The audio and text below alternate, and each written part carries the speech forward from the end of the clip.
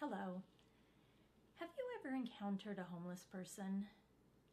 I mean, had a real interaction face to face with the homeless person? Not just watch them or look at them as you're driving by and they're standing on the corner with their sign. Well, a few years ago, I was assaulted by a homeless person as I was walking from the bus stop to my building in downtown Phoenix. I work just a couple of blocks away from one of the large shelters in downtown Phoenix, and I encounter the homeless people every single day. A lot of them are very scary, but a lot of them are really polite and nice. But the majority of them are scared, hungry, tired, sick, and they're even hurt. We're going to dive in to this problem of homelessness. We're going to try and see if we can identify the problems, some causes, hopefully some solutions to this massive problem that's plaguing our city, county, state, our country, and even worldwide.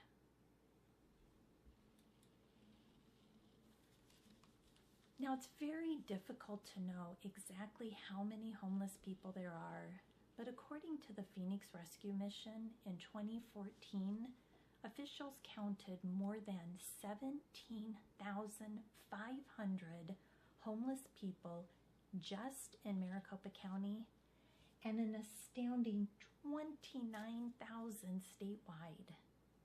That's approximately 1 in every 227 Arizonans that are homeless. On any particular night, just less than 5,000 people, they're crowded and packed into these shelters, leaving everyone else out on the street. They estimate that every night there is approximately 2,500 people that are considered chronically homeless and live strictly on the streets unsheltered, with the majority of those adult single males.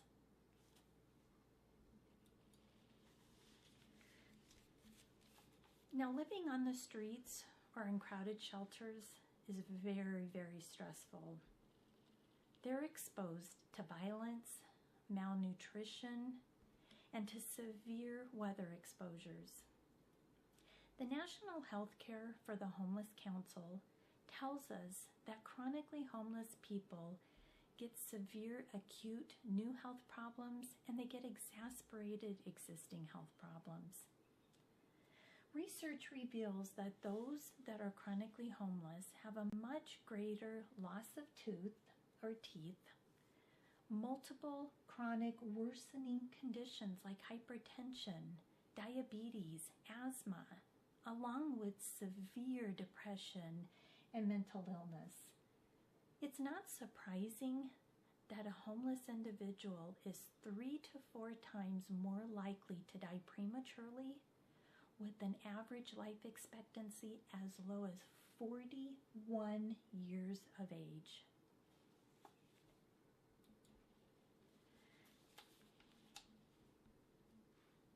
Now, homelessness places severe strains on all of our resources, from the shelters to government funding. According to Phoenix.gov News, in 2008, a study revealed that the chronically homeless individual will use the services of an ambulance 3 times a year, visit an emergency room 3 times a year, and be hospitalized 2 times a year. Now, you combine that with the already constraints that are placed on our jails and our criminal justice system, that amounts to the average chronically homeless individual will cost more than $40,000 a year in taxpayer dollars. Now, obviously, this is just touching the iceberg, just the tip of the massive problems involved in this complex issue. But hopefully the information that was presented will at least spark an awareness, and hopefully we can just dive into more of what these problems are to hopefully find the causes and solutions. But right now, we're going to look even closer and more in depth in the causes of this massive issue. Thank you, Lisa, for that insightful introduction. So I'm going to go ahead and take over on what causes homelessness. We have a graph here, and it goes through percentage. So the biggest one is job loss, and then we're going to go down from there: bills, eviction, abuse at home, incarcerated, sick, disabled, change in family status, and drug and alcohol abuse. According to homeaid.org, homelessness is caused by tragic life events such as loss of loved ones, job loss, domestic violence, divorce, untreated mental illness, PTSD, physical disabilities, and drug and alcohol abuse. And then also unpreventable situations such as a natural disaster, a hurricane or earthquake or tsunami, and those people just wipes their homes out, their lives. So they'll obviously be homeless. And then also people bordering on poverty, or bordering on the poverty line. So they don't have that 6-month cushion that we should have, that they would like us to have in money wise, and then they lose their job and boom, homeless. So we're going to talk about homelessness in relations to Arizona. Now this is a big one. So the sad fact, the truth is that the majority of homeless people have children, families. So according to des.az.gov, 47% of those homeless population are those who experience family violence just in Maricopa County alone. It's tough being part of domestic violence. It's not right. And then majority of those people are women that are homeless. So women were 18% more susceptible to homelessness due to domestic violence than men at 5%. So now you have the women out there. You have more women on the streets due to men beating them, or they're beating their spouses, and then majority of them have children. So now it's women with children. It's just tough out there. And then you can see our photo here, mom of 4 kids, victim of domestic violence. It's sad. It's sad our culture has this, and we'll explain later on ways we can try and help prevent this or stop it. Here's another big one: incarceration and repeat offenders. According to the Arizona Homeless Coordination Office, it is estimated that every year 20,000 people are released from prison, and of that 20,000, 2,100 people are straight homeless, are released into homelessness. So this has got to be rough. They're in prison, they have this structure, food, water, bed, toilets, and it may not be the best thing for me and you, but for these people that just go straight from prison to the streets, where in Arizona you can get up to, on the sidewalk it's got to be 120, 130, 140 degrees just laying there on a piece of cardboard. So they get out of prison and they go straight to homelessness. And right now, and it's just getting hot, it's tough for them. So most repeat homeless offenders commit petty crimes. They're just trying to find food and shelter. And then it's just going to send them straight back to prison. So in prison they have food, shelter, and medical, which is hard to obtain once they're released. So they want to continue to go to prison. Not all of them, but it's hard for them. It's hard for them to find a job because they have that check against them when they fill their resume out. So it's just a vicious cycle. Release from prison, steal, try to live, can't live, get arrested, go back to prison. Now they have this stability. And then some people they don't want to get out. They'll get out, go, I don't know, let's just go hit a cop just so they can go straight back to jail. So they have that food, water, bed, medical care. Time magazine tells us only about 10% of all federal convictions in 2010 were misdemeanors. But researchers show that majority of the people who find themselves in state criminal courts are facing charges for minor crimes. So this is going to lead to difficulties getting a job. Most jobs, or even housing, ask for, do you have any misdemeanors or felonies? So if you fill this out and you're just trying to rent an apartment, and you have to check that box and then explain. And if they think you're stealing, or if they don't think you're a trustworthy person, they're not going to let you stay there, which is rough. And then also for the job, if you have to check that box and then explain and then say it was stealing again, is that employer going to trust you to not steal their stuff? Many people who are repeat offenders that are homeless steal basic needs for survival. So they're not trying to steal to get rich. I would say not all, most of them, maybe some of them. But they're just trying to steal to survive. If they have, like we discussed earlier, 47% of them have children. So they're just trying to steal that formula, that milk, those shoes for that baby, maybe a jacket, anything they need to survive. And it's just a vicious cycle. They're just trying to do what they have to do, and then they get arrested for it. Which is, they're breaking the law, I understand. It's just, it's hard. It's a hard cycle to break for them. This one's close to my heart, homeless vets. I served 10 years in the Navy, so I'm a vet now. And seeing this is really hard on me. It's just, us veterans are really close to each other, and we try to help each other out as much as we can. So according to a new look, a survey of Arizona homeless population by ASU states that homeless veterans in Arizona are plagued with PTSD, untreated mental illness, and drug and alcohol abuse. And then, so the lack of the resources and job render these men and women in harsh elements in homelessness. In Arizona alone, homelessness veterans stated, they took a survey and they stated that the main reason for homelessness was physical disability and alcohol abuse. And I believe this one really is pretty true.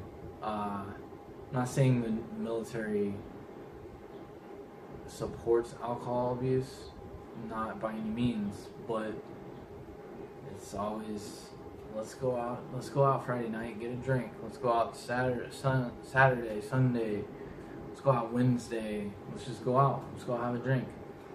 And you got a lot of young and dumb kids out there, and then they get used to this cycle, and then they get older, and they still want to drink, and then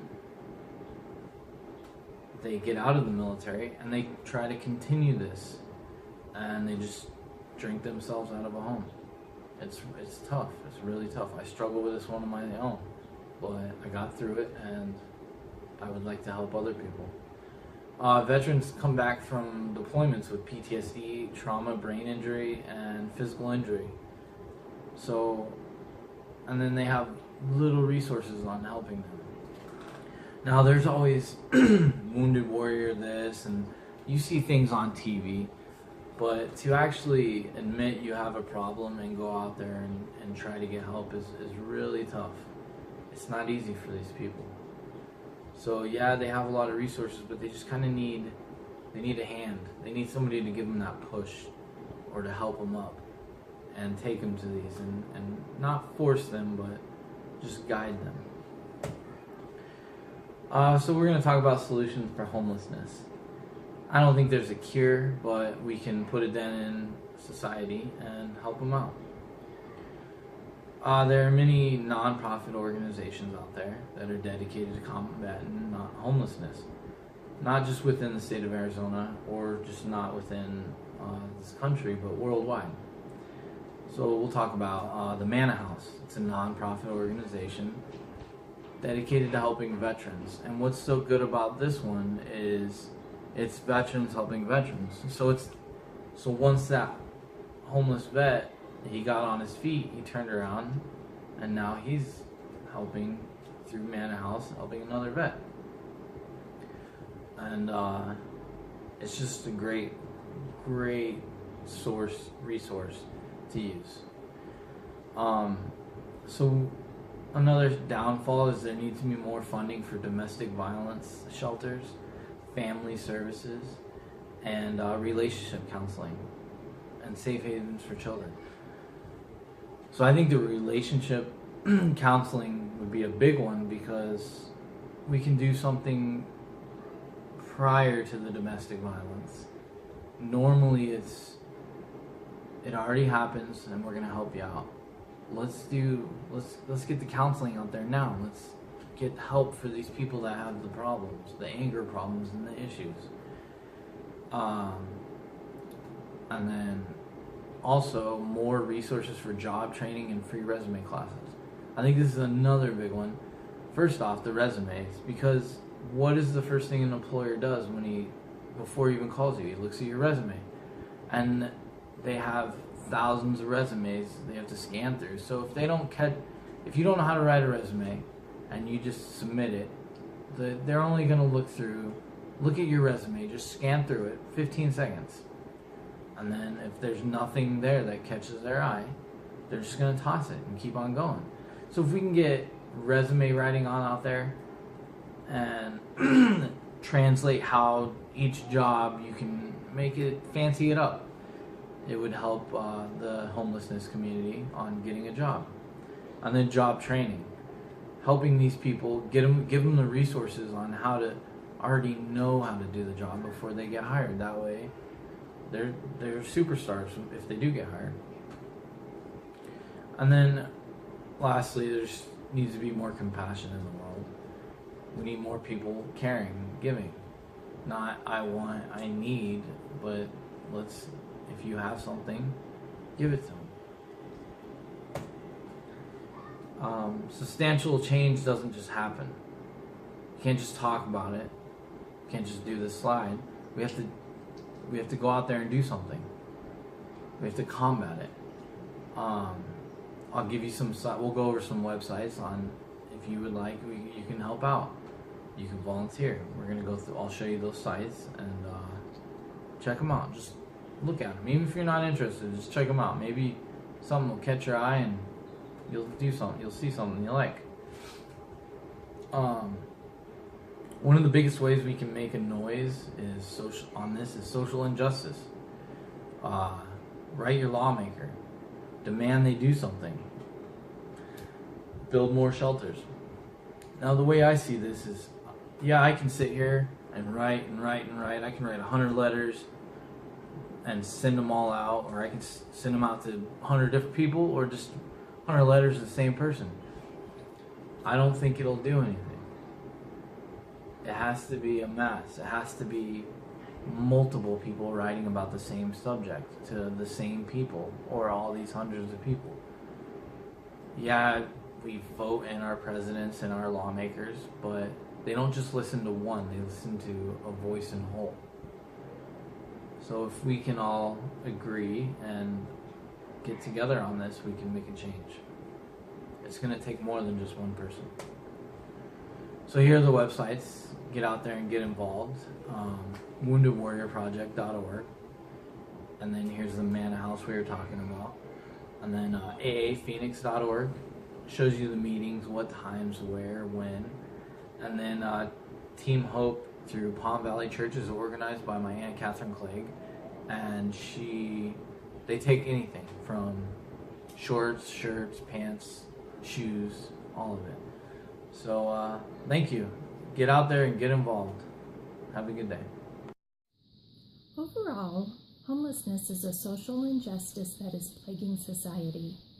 Throughout this presentation, we have brought to light some of the major points regarding homelessness, including some of the problems, like a lack of resources and medical aid, and consequences of a homeless lifestyle, as well as some of the major causes for homelessness, like family violence or loss of a job, natural disasters, mental and physical disorders, including alcohol and substance abuse. This shows that life is capable of taking everything from us so quickly, regardless of our race, religion, or our social status. We as a community need to come together, and we need to advocate for the people who have lost their voices in society. Lift them up when they are down and help show them that they can become productive citizens in society again. Let us fight homelessness with compassion and persistence through education, lobbying for better resources and laws. We hope that this presentation has brought to light some of the true injustices, which is homelessness. Thank you.